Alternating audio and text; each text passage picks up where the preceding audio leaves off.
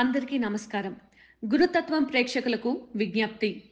G Telugu ఓంకారం videos మరియు గురుతత్వం channel వీడియోస్‌తో fake YouTube channels మరియు ఐడీలు క్రియేట్ చేసి మిమ్మల్ని గురూజీ పేరు చెప్పి మోసం చేస్తున్నారు. గురూజీ ఎప్పుడూ ఫోన్ కాల్స్‌లో జాతకం చెప్పరు. గురూజీని నేరుగా కలవాలి అనుకుంటే బెంగుళూరులో ఉన్న ఆయన కార్యాలయానికి వెళ్ళగలరు. మీకు ఆ వివరాలు జీ తెలుగు ఓంకారం కార్యక్రమంలో చూపించబడుతుంది. అదేవిధంగా గురుతత్వం వీడియోస్‌లో బెంగుళూరు ఆఫీస్ ఫోన్ నంబర్లు ఇవ్వడం జరుగుతుంది. ఇటువంటి మోసాలు జరిగినప్పుడు గురూజీకి కానీ, గురుతత్వం ఛానల్‌కి కానీ, జీ తెలుగు కార్యక్రమానికి కానీ ఎలాంటి సంబంధం లేదు అని గుర్తించగలరు. విశ్వావసో నామ సంవత్సర దక్షిణాయన వర్ష ఋతో శ్రావణ మాస కృష్ణపక్ష శనివారం మఖా నక్షత్రం. ఈరోజు శని అమావాస్య, అంటే శనివారం అమావాస్య రోజు. అది మహానక్షత్రంలో ఏర్పాటు అయ్యింది, విశేషమైన రోజు. అయితే ప్రకృతిలో ఈ అమావాస్య రోజు వికృతం అధికంగా ఉంటుంది. శనివారం అమావాస్య గడియల్లో ఎక్కువ యాక్సిడెంట్స్ అవ్వడం, ఎక్కువ అనాచారాలు జరగడం, కోపం, ఉద్రిక్తం ఇలాంటివి ఎక్కువ ప్రకృతిలో కనబడతాయి. మీరు ఎప్పుడైనా గమనించండి, అమావాస్య రోజు మరుసటి రోజు లేదా అమావాస్య రోజు హైవేలో చాలా వరకు బస్సులు కానీ లేదా చిన్న చిన్న కార్లు కానీ యాక్సిడెంట్ ఎక్కువ అయి ఉంటాయి. లేదు అంటే ఏదైనా రిపేర్ వచ్చి ఆగిపోయి ఉంటాయి. ఇటువంటివి చాలా మీరు గమనించవచ్చు. అమావాస్య రోజే పర్టికులర్గా ఈ 2-3 డేస్, అమావాస్యకి ఒక రోజు వెనుక లేదా అమావాస్య రోజు ఒక రోజు తర్వాత, అమావాస్యకి మధ్యలో ఒక రోజు ముందుగా, తర్వాత ఒక రోజు, ఈ 3 డేస్లో మాత్రం కంపల్సరీ చాలా జాగ్రత్తగా ఉండాలి. ఎందుకంటే భూమి ఎనర్జీయే కొంచెం డిఫాల్ట్లో ఉంటుంది. పౌర్ణమి రోజు సముద్రం పొంగుతుంది, అలాగే అమావాస్య రోజు భూకంపాలు అధికంగా జరుగుతాయి. మరియు భూమి గ్రావిటేషన్ ఎనర్జీలోనే డిఫాల్ట్ ఉంటుంది. అది మానసిక స్థితి పైన ప్రభావం చూపించే శక్తి. ఎందుకంటే మనకి ఈ మూలాధార చక్రం నుంచి సహస్రార చక్రం వరకు ఈ ఊర్ధముఖేన చాలా ఎనర్జీ ఇట్లా భూమికి ఉత్పత్తి అవుతూ ఉంటుంది. మనం భూమికి ఇలా అదుక్కొని ఉంటాము గ్రావిటేషన్ ఫోర్స్ లో. దాంట్లో మన శరీరంలో మరియు భూతత్వంలో కాస్త ఎనర్జీ డిఫాల్ట్ అవ్వడం వల్ల అప్పుడు మన శరీరం పైన ప్రభావం చూపించి, మన శరీరం కూడా నీళ్లతో కూడినదే కదా, రక్తము నీళ్ళలోనే ఉంటుంది కదా, ఇవన్నీ కూడా శరీరంలో 70% నీరుతో కూడి ఉంటుంది. కాబట్టి పౌర్ణమి వచ్చినప్పుడు సముద్రంలో నీళ్లు ఎలా పొంగుతాయో అదే విధానంగా అమావాస్య వచ్చినప్పుడు అయినంత వరకు పొంగడం ఆగిపోతుందో, అలాగే భూమిపై కూడా మనం ఉండే సమయంలో పౌర్ణమికి అమావాస్యకి మన మానసిక స్థితి మరియు ఆలోచన స్థితి వ్యత్యాసాలు అవుతాయి. ఎవరైతే ఆత్మబలంగా మానసికంగా దృఢంగా మెడిటేషన్ లేదా పుట్టుకతోనే వాళ్ళు మానసికంగా స్ట్రాంగ్ గా ఉండే వాళ్ళపైన ప్రభావం చూపించదు. ఈ మానసికంగా వీక్ ఉంటారు కదా, వాళ్ళపైన ఎక్కువ ప్రభావం చూపిస్తూ ఉంటుంది.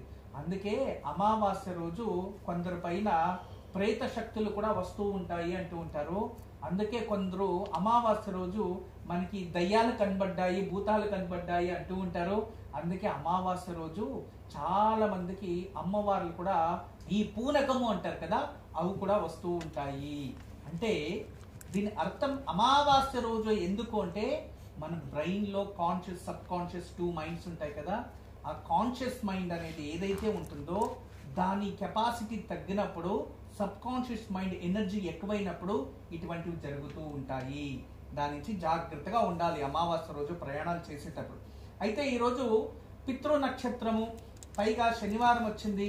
ఈరోజు ఎవరికైనా బ్రాహ్మణులకి స్వయం పాకదానం ఇవ్వడం, గోవుకి గోగ్రాసం తినబెట్టడం, ఈరోజు పరిశుభ్రంగా స్నానం చేసి చక్కగా అన్నం వండి దాంట్లో నువ్వులు కలిపి కాకలకు పెట్టడం, లేదా ఈరోజు మధ్యాహ్నం భోజనం మనము సేవించడానికి ముందే మధ్యాహ్నం వంట భోజనం తయారు చేసి సేవించడానికి ముందుగా 3 ముద్దలు తీసి దాని ఒకదాని గోవుకి, ఒకదాని సునకములకి, ఇంకో దానికి పక్షులకి ఇలా వేసి తదుపరి మీరు ఆహారం తినడం వల్ల వీటిలో ఏది ఆచరించినా మన జన్మజాతకంలో పితృదోషం ఉన్నా లేకపోయినా పితృవుల ఆశీస్సులు వస్తాయి.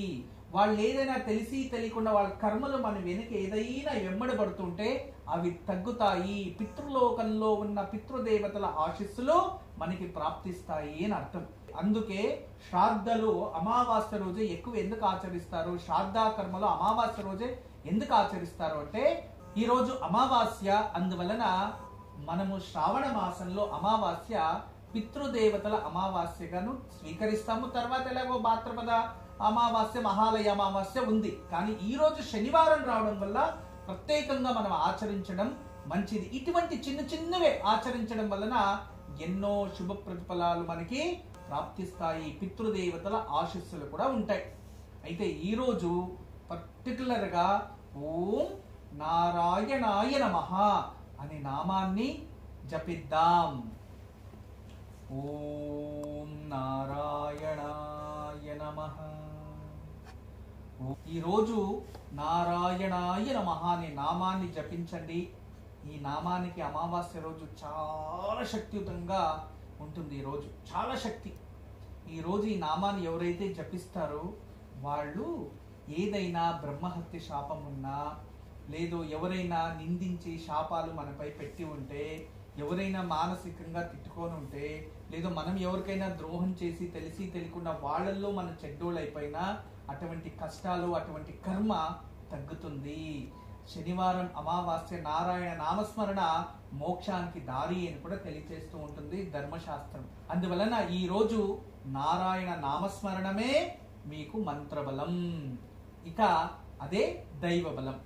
ఈరోజు విశేషమైన రోజు.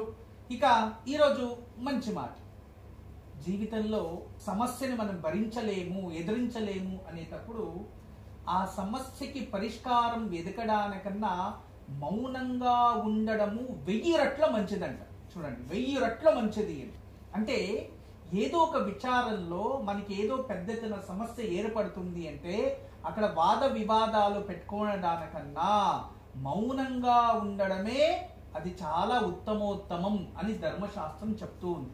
ఇప్పుడు ఏదో ఇంట్లో గొడవలు జరుగుతూ ఉన్నాయి, ఒకరికొకరు వాదించుకొని వాద వివాదాలు చేసుకొని తిట్టుకొని ఒకరి ముందు ఒకరు తలదించుకొనేసి, మనకన్నా వయసులో చిన్నవాళ్ళు ఉంటారు, వాళ్ళు ఏదో తప్పు చేసేసారో లేదో మీరేదో తప్పు చేశారని వాళ్ళు మీరు ఇలా చేయడం కరెక్ట్ కాదు, లేదు ఏదో ఒకటి నిందిస్తుంటారు, ఏదో ఒకటి చెప్తూ ఉంటారు. సరిలే అని చెప్పి మీరేదైనా జోరుగా మాట్లాడడమో లేదు ఇంకోటి ఏదో చేశారనుకోండి, అక్కడి నుంచి వాళ్ళు ఏదైనా నీచమైన ఒక వర్డ్స్ను ఉపయోగించి మిమ్మల్ని ఏదైనా అన్నారో అనుకోండి, ఏదైనా అప్పుడు వాళ్ళ ముందు అందరి ముందు తలదించుకోవాల్సి వస్తుంది. అదే మీరు నలుగురు మధ్యలో ఒక వ్యక్తిని ఏదైనా అనేసారు అనుకోండి, ఆయన మనసులో పెట్టుకొని దాన్ని శత్రువుగా భావిస్తాడు. అందుకే కొన్ని సందర్భాల్లో వాద వివాదాలు వచ్చినప్పుడు మౌనంగా ఉండడమే 1000% మంచిది అని శాస్త్రం చెప్పింది. అదే విధానంగా ఈ మౌనం ఎలా ఉండాలంటే, అనుకోకుండా ఎప్పుడైనా మీరు తేనె తివ్వాలనో లేదా తేనెటీగలు ఏదైనా మీ పైన దాడి చేసినప్పుడు మౌనంగా మీరు అక్కడే నిల్చుకొనేయండి, మీకు ఒక్క తీగ కూడా కుట్టదంట. మీరేదైనా పారిపోతుంటారో ఎమ్మడబడి వచ్చి అవి కాటు వేస్తాయి, కుట్టుతాయి అని అర్థం. ఎమ్మడబడి వచ్చి అవి కుడతాయంట. అంటే మనం నిల్చుకొని ఉండిపోతే మనం వాటికి కనబడము అని అర్థం. అలాగే కొన్ని సందర్భాల్లో సమస్యలు ఉత్పత్తి అయినప్పుడు మౌనంగా ఉంటే ఆ సమస్యలే దూరం అవుతాయి. నాకు సమస్యలు వచ్చేసాయి, నేనేం చెయ్యాలి, అలా చేయాలి, ఇలా చేయాలని బాధపడుతుంటే బాధపడుకునే ఉంటారు, కానీ సమస్యలు పోవు. అందువలన మౌనం కొన్ని సందర్భాల్లో అదే విజయానికి సంకేతంగా మారుతుంది. వాద వివాదాలు, తిట్టుకోవడాలు, కొట్టుకోవడాలు మానేసి ఏదైనా ఇంట్లో సమస్య వచ్చినప్పుడు మౌనంగా ఉండండి. తప్పు చేసిన వాళ్ళు వీళ్ళు మౌనంగా ఉన్నారు కదా అని చెప్పి వాళ్ళు పశ్చాత్తాపంతో బాధపడతారు. తర్వాత వాళ్ళు మమ్మల్ని క్షమించేశారు అని మీ పైన కూడా జాలి దయ కలుగుతుంది. అదే మీరు మాటలు వస్తాయి కదా అని మాట్లాడేసి, మాట్లాడేటప్పుడు మాటలతో పాటు చేతులు కూడా ఉన్నాయని ఇంకేదో చేయడానికి వెళ్ళి తర్వాత వాళ్ళ దగ్గర చెడ్డ పేరు తెచ్చుకొని ఆ విచారాలు ఎక్కడెక్కడో వెళ్ళి అవమానాలు అనుభవించడానికన్నా సమస్య ఎదురైనప్పుడు మౌనంగా ఉండడం అత్యంత మంచిది అని కొన్ని ధర్మశాస్త్రాల్లో తెలియచేస్తుంది. జాగ్రత్తగా ఉండండి ఈ విషయంలో అని ఈరోజు మీకు తెలియచేస్తున్నా. అయితే కొన్ని సందర్భంలో మౌనంగా ఎలా ఉండాలి అనే దానికి ఒక చిన్న కథ తెలియచేస్తా, వినండి. ఇది విశేషంగా శనేశ్వర స్వామికి సంబంధించింది. శనేశ్వర స్వామి ఒకరోజు వాళ్ళ అమ్మ దగ్గర, ఛాయాదేవి దగ్గర వెళ్ళి, అమ్మ నేను కాశీ వారణాసి క్షేత్రానికి వెళ్ళి నేను ధ్యానం చేయాలి, గంగా తీరంలో నన్ను వదిలేయండి, నేను వెళ్తాను అంటే, అరే నాయన నువ్వు ఇంకా చిన్న వయసు, నువ్వు ఎందుకు వెళ్తావు, వద్దు వద్దు అంటే, లేదమ్మా నేను వెళ్ళాలి, వెళ్ళాలి అని చెప్పి తెలియచేస్తాడు. నేను పుట్టంగానే నాన్నకి ఇలా జరిగింది, నా దృష్టి పడి నాన్న దగ్గర చెడ్డోడిని అయిపోయాను, ఇలాంటి ప్రకృతిలో ఇవన్నీ జరుగుతున్నాయి, అందువల్ల నేను వెళ్ళి నేను ప్రశాంతంగా ఉండాలనుకుంటున్నాను తల్లి, నేను వెళ్తాను అంటే, సరే అలాగే కానీ అప్ప క్షేమంగా వెళ్ళిరా అని ఆశీర్వాదం చేస్తే అమ్మ కూడా సంతోషం అనిపిస్తుంది. అరే వెళ్ళి ధ్యానం చేస్తాను అంటున్నాడు, ఓకే వెళ్ళని అని వదిలేస్తుంది. అప్పుడు సాక్షాత్ శనేశ్వరుడు వారణాసి క్షేత్రంలో కుసం ధ్యానం చేశారంట. ఆ ప్రదేశం ఇంకా ఉంది, వారణాసి క్షేత్రం. వారణాసి అంత తక్కువ అంచనా వేయకండి, ప్రతి గ్రహానిది, ప్రతి దేవతలది, ప్రతి ఒక్కరిది ఆడ చోటు ఉంది. అందుకే వారణాసి చక్రం అని ఇంతకు ముందు మీకు ఎక్స్ప్లెయిన్ చేశా. వారణాసి చక్రం అంటే ఏంటి, ఏ గ్రహాలు ఎక్కడున్నాయి, ఏ దేవతలు ఎక్కడున్నాయి, ఏ దిశలో ఎన్ని లింగాలు ఉన్నాయి, అవన్నీ చూస్తేనే మనకి మోక్షం అక్కడే ప్రాప్తిస్తుందంట. మోక్షం పొందే వాళ్ళు అవే చేస్తారు, మోక్షం వద్దు అనుకునే వాళ్ళు గంగల మునిగేసి వస్తారు, అంతే డిఫరెన్స్. మనకి అక్కడే ఉండేవాళ్ళు ఇవన్నీ ఆచరిస్తూ ఉంటారు. అది ఇంత పరిధి అని ఉంటుంది, దాని లోపలే ఉంటుంది. అలా శనేశ్వరుడు అలా ధ్యానం కూర్చొని ఎన్నో రోజులు అయిన తర్వాత ఒకరోజు సాక్షాత్ విశ్వనాథుడు ప్రత్యక్షమయ్యాడంట. ప్రత్యక్షమయ్యి, శనేశ్వర నీకు ఏం కోరిక కావాలి నాయన అంటే, స్వామి నాకు ఏం కోరిక వద్దు, నేను ధ్యానం చేసి నిత్యము నా సేవాన్ని నేను చేసుకుంటున్నా, అంతేగాని నేనేదో కోరికలు మనసులో పెట్టుకొని నేను ధ్యానం చేయలేదు స్వామి అంటే, అరే అవునా, నేను వచ్చిన తర్వాత ఏదో ఒకటి ఇచ్చి వెళ్ళాలి కదా అంటే, లేదు స్వామి మీరు ఏదైతే ఆజ్ఞ చేస్తారో దాన్నే నేను పాటిస్తాను, మీరే చెప్పండి అంటే, అప్పుడు అతను తెలియచేస్తాడు, నన్ను పూజించే వారికి కానీ నా పుత్రుడిని పూజించే వారికి కానీ నువ్వు ఏ కారణానికి వాళ్ళపై దృష్టి పెట్టకూడదు, ఇటువంటిది నాది వరము అనేస్తాడు. అంటే నీకేం కావాలో నువ్వేం చెప్తారు నడుచుకుంటానన్నాడు కదా, ఇదే నేను ఈ సమయంలో మీకు తెలియచేస్తున్నా అంటే, అలాగే స్వామి అన్నారు. అందుకే సుబ్రహ్మణ్య స్వామిని పూజించినా మనకి శని దోషం తగ్గుతుంది, గణపతిని పూజించినా శని దోషం తగ్గుతుంది, శివుడికి వెళ్ళి అంతా నీళ్లు పోసొచ్చిన వారణాసిలో అంటే విశ్వనాథుని పూజించే వారికి శని దోషం తగ్గుతుంది.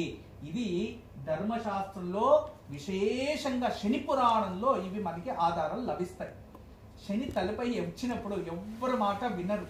శని 7:30 స్టార్ట్ అయిందంటే అసలు ఎవరు మాట వినరు. ఎవరు అంటే వాళ్ళకి శని స్టార్ట్ అయిందంటే గురువు చెప్పనా వినరు, దేవుడు చెప్పనా వినరు, ఇక దైత్యులు చెప్పనా వినరు, ఎవరు ఏం చెప్పనా వినరు, ఎవరు ఏం చెప్పనా వినరు, వాళ్ళు ఏమనుకుంటే అదే చేస్తారు. ఇంకా 7:30 స్టార్ట్ అయిందంటే చెడుకి ఎక్కువ ఆకర్షిస్తారు, కానీ మంచి దాని నుంచి ఎంత దూరం ఉండాలో అంత దూరం ఉంటారు వాళ్ళకి తెలియకుండానే. అదే శని దశ జరుగుతుంది, కొంచెం తలదించుకొని నడవంటే, లేదు శని పైకి వచ్చినప్పుడు అందరూ అహంకారంతో ఇలా వెళ్తారంట. అలా ఉంటుంది పరిస్థితి. దాని నుంచి శని అనేది ఎవరికైనా శని దృష్టి పడింది మింద అంటే వాళ్ళకి కారాగృహాలు, వాళ్ళ జీవితంలో జన్మాంతర కర్మ ఏదైతే ఉంటుందో అవన్నీ 7.5 సంవత్సరాలన్నీ చూపించేస్తాడు. అటువంటి నరకాన్ని కొందరు అనుభవిస్తారు. అందుకే ఇటువంటి శనివారాల్లో శనేశ్వర స్వామికి వెళ్ళి అంత తైలాభిషేకం చూడండి. మీరు శని త్రయోదశి రోజు మీరు ఏం చేసినా దాని 100 రెట్ల ప్రతిఫలం ఏ రోజు వస్తుందంటే, శనివారం అమావాస్య రోజు శనికి తైలాభిషేకం చేసి వచ్చి ఇంట్లో మళ్ళీ తలస్నానం చేసుకోవాలి. ప్రదోషం రోజు అలా లేదు. శనివారం అమావాస్య రోజు శనికి తైలాభిషేకం చేసి తర్వాత ఇంటికి వచ్చి తలస్నానం చేస్తే సమస్త విధమైన శని దోషం దూరం అవుతుంది. ఎందుకు తలస్నానం చేయాలి అంటే, శాస్త్రరీత్యా మీరు తైలాన్ని ముట్టుకో ఉంటారు కాబట్టి, అక్కడ చక్కగా అభిషేకం చేసింటారు కాబట్టి వచ్చి తలస్నానం చేసి శివారాధన చెయ్యాలి అని అర్థం. అలా శివుడి ముందు 2 దీపాలు వెలిగించేస్తే, లేదా అక్కడే శివాలయం ఉంటే 2 దీపాలు వెలిగించేస్తే కంప్లీట్లీ మన శని ఎటువంటి దుష్ప్రభావం చూపిస్తూ ఉన్నా ఆ దోషం తగ్గుతుంది అని ధర్మశాస్త్రం. ఈ రోజు ఇది మాత్రం మర్చిపోకండి. ఇక ఈరోజు తారాబలం, ఈరోజు శనివారం మఖా నక్షత్రం కదా, అశ్విని మఖా మూలా నక్షత్రం వారికి ఈరోజు జన్మతార. ఆరోగ్య పట్ల కాస్త జాగ్రత్తగా ఉండాలి. భరణి కృతిక ఉత్తరాషాఢ, భరణి పుబ్బ పూర్వాషాఢ నక్షత్రం వారికి పరమమిత్రతార, శుభకరమైన రోజు. కృతిక ఉత్తరాషాఢ నక్షత్రం వారికి మిత్రతార, శుభకరమైన రోజు. రోహిణి హస్త శ్రవణ నక్షత్రం వారికి నైదన తార, అంత శుభం కాదు, జాగ్రత్తగా ఉండండి. మృగశిర చిత్త ధనిష్ట నక్షత్రం వారికి సాధక తార శుభకరమైన రోజు ఉపయోగం చేసుకోండి. ఇక ఆరుద్ర స్వాతి శర్విష నక్షత్రం వారికి ప్రత్యక్ తార ఇదంత మంచిది కాదు, జాగ్రత్తగా ఉండండి. పునర్వసు విశాఖ పూర్వభాద్రపద నక్షత్రం వారికి ఈ రోజు క్షేమతార విశేషమైన రోజు ఉపయోగం చేసుకోండి. పుష్య అనురాధ ఉత్తర భాద్రపద నక్షత్రం వారికి ఈ రోజు విపత్తార, మీరు అయినంత వరకు డ్రైవింగ్ లో చాలా జాగ్రత్త వహించండి. ఇక ఆశ్లేష జ్యేష్ఠ రేవతి నక్షత్రం వారికి ఈ రోజు సంపద తార విశేషమైన రోజు ఉపయోగం చేసుకోండి. పునర్వసు విశాఖ పూర్వ భాద్రపద నక్షత్రం వారికి క్షేమతార ఈ రోజు అత్యంత శుభకరమైన రోజు ఉపయోగం చేసుకోండి. పుష్య అనురాధ మరియు ఉత్తర భాద్రపద నక్షత్రం వారికి విపత్తార, మీరు అయినంత వరకు డ్రైవింగ్ లో చాలా జాగ్రత్తగా వహించండి. ఆశ్లేష జ్యేష్ఠ రేవతి నక్షత్రం వారికి సంపద తార అత్యంత శుభకరమైన రోజు ఉపయోగం చేసుకోండి. ఇక చాలా మంది దీపం ఏ సమయంలో వెలిగించాలి అనేది చాలా క్వశ్చన్స్ అడుగుతున్నారు. చూడండి, దీపము మీరు ఎన్ని వత్తులు వేస్తారో, జ్ఞానంతో వేస్తారో అజ్ఞానంతో వేస్తారో దీపం అయితే వెలిగిస్తారు. అజ్ఞానంతో అంటే ఏమి తెలియకుండా పూజించిన భగవంతుడు స్వీకరిస్తాడు. ఏమీ తెలియకుండా పూజిస్తాడు అంటే బేడర్ కన్నప్ప ఉన్నట్టు, పురాణాల్లో ఉన్న బేడర్ కన్నప్ప నేను చెప్తున్నది, స్వీకరిస్తాడు భగవంతుడు.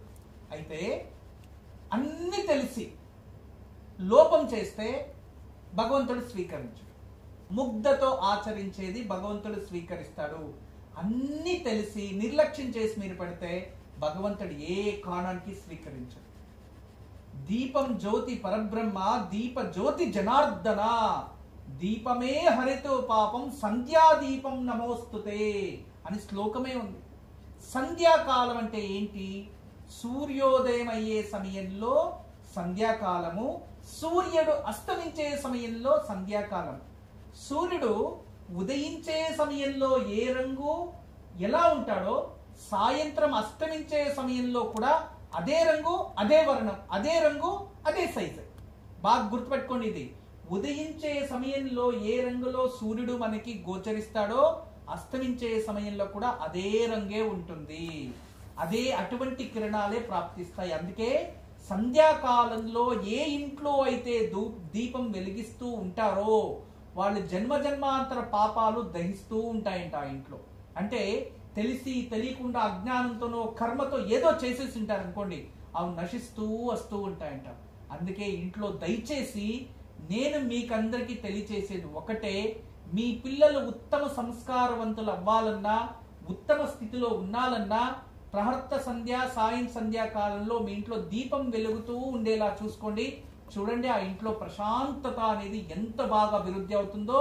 మరియు శత్రుబుద్ధి వినాశాయ, సమస్త విధమైన శత్రువులు కూడా మీకు దండం పెట్టి వెళ్ళిపోతారంట.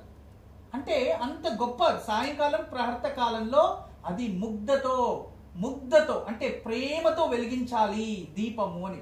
తర్వాత దీప కాంతులు అంటాం కదా వెలిగేది, అది ఎక్కడ పెట్టాలి? చాలా మంది ఇదిగో దీపం దేవాలయం దగ్గరికి వెళ్ళిపోయి దీపం మన వైపు తిప్పుకొని మనం ఇలా వెలిగించేస్తే అది మనకి వెలిగించుకున్నట్టు అంతే. దీపం వెలిగే కాంతి ఉంటుంది చూడండి, జ్యోతి, ఆ ఒక ముక్కు అంటే ప్రమిదది ముక్కు ఉంటుంది కదా, జ్యోతి మనం ఇలా వెలిగిస్తాం కదా, అది దేవుడు వైపు ఉండాలి.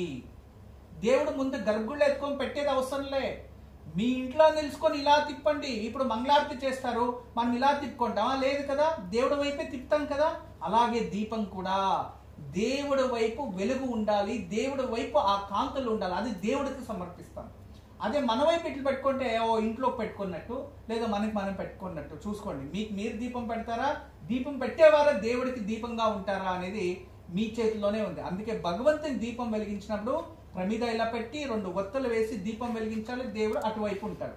అలా పెడితేనే ఆ దీపం భగవంతుడు స్వీకరించినట్టు, భగవంతునికి సమర్పించుకున్నట్టు. కానీ సాయం సంధ్య ప్రహర్త సంధ్యా కాలంలో మనం ఇంట్లో దీపాలు వెలుగుతూ ఉన్నాయి దేవుడి గదిలో అంటే ఖచ్చితంగా ఆ ఇంట్లో శత్రుత్వం అనేది ఆ కుటుంబానికి తగ్గుతుంది.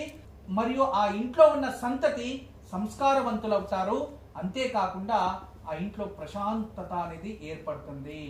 దాని నుంచి సాయం సంధ్య ప్రహర్త సంధ్యా కాలంలో దీపాలు వెలిగించేది మాత్రం మర్చిపోకండి. రేపు దివ్యమైన పూజ, రేపు ఆదివారం, పైగా భాద్రపద మాసం శుక్లపక్షం ప్రథమం రేపు ఉంటుంది. విశేషమైన రోజు. రేపు శుక్రాదిత్య యోగం ప్రాప్తిస్తూ ఉంది ప్రకృతిలో. విశేషమైన రోజు శుక్రాదిత్య యోగం అంటే. లక్ష్మీనారాయణ అలా మహావిష్ణు సమేతంగా పద్మావతి సమేతంగా ఉన్న లక్ష్మీనారాయణ అంటే లక్ష్మీ వెంకటేశ్వర కానీ లక్ష్మీనారాయణ కానీ అలా భార్య రామ సీత కానీ అలా భార్యాభర్తలు కలిసున్న విష్ణు ముందు కాస్త గోధుమ పిండితో ప్రమిదలు చేసి అందులో నెయ్యి పోసి దీపం వెలిగించి లక్ష్మీనారాయణ హృదయ స్తోత్రం చదువుకున్నా లేదో ఏదైనా సుగంధభరితమైన పుష్పాలతో పూజించినా ఆ భగవంతుడు స్వీకరిస్తాడు. మరియు ఇంట్లో చాలా ప్రశాంతత ఏర్పడుతుంది. రేపు లక్ష్మీనారాయణలు ఎవరైతే ఆరాధిస్తారో పూజిస్తారో ఉదయాన్నే వాళ్ళకి ఐశ్వర్య ప్రాప్తి అంటుంది. చక్కగా ఉపయోగం చేసుకోండి. కుటుంబ సఖ్యత, భార్యాభర్తల సఖ్యత, పిత్రాజిత ఆస్తి ఏదైనా రావాలంటే అది వస్తుంది. ఈరోజు క్షేత్రపాలక బలి అని ఆచరించాలి. ఈరోజు సాయంత్రం కాస్త బెల్లము తీసుకొని దాన్ని ఒక 5 నిమిషాలు నూనెలో అద్ది తదుపరి ఇంట్లో కాస్త నిప్పు రాజేసి ఆ నిప్పు పైన బెల్లం వేసి ఆ పొగని ఇల్లంతా చూపించాలి. తదుపరి దేవుడి గదిలో కూర్చొని ఏదైనా భక్తిపూర్వకంగా కనకదార స్తోత్రం కానీ లక్ష్మీ స్తోత్రం కానీ దుర్గా స్తోత్రం కానీ ఏదైనా భగవంతుని నామస్మరణ చేసి తులసీదేవి ముందు ఆవాల నూనెతో 2 దీపాలు వెలిగించండి. దీని వలన ఇంట్లో ఉన్న దారిద్ర్యం దూరమై మహాలక్ష్మి ఆకర్షిస్తుంది. అంటే ఆర్థికంగా ధన సంపదలు అభివృద్ధి చెందుతాయి, దారిద్ర్యం దూరం అవుతుంది. అందరికీ నమస్కారం. ఈరోజు మీకు అందరికీ కూడా శ్రీవాస్తు యంత్రం గురించి పరిచయం చేయడానికి వచ్చాను. శ్రీవాస్తు యంత్రం మీరు చూస్తున్నారు. శ్రీవాస్తు యంత్రం, ఈ శ్రీవాస్తు యంత్రం ఈ విధానంగా 9 ఇంచెస్ ఇలా 9 ఇంచెస్ ఇలా 9 ఇంచెస్ ఉంటుంది. తదుపరి బ్యాక్ సైడు ఇలాంటి 9 చక్రాలు ఉంటాయి. ఫ్రంట్ ఈ ఒక గ్లోబ్స్లా ఒక 9 డాట్స్ ఉన్నాయి చూడండి, ఇలా 9. ఇది శ్రీవాస్తు యంత్రం అనేది ఒక కాస్మిక్ ఎనర్జీని అట్రాక్ట్ చేసుకుంటుంది. నెగిటివ్ ఎనర్జీని ఇంట్లో నుంచి బయటికి తరిమేస్తుంది. ఇది మీకు అందరికీ దానికి పరిష్కార మార్గంగా నేను ఇవి సూచిస్తున్నా.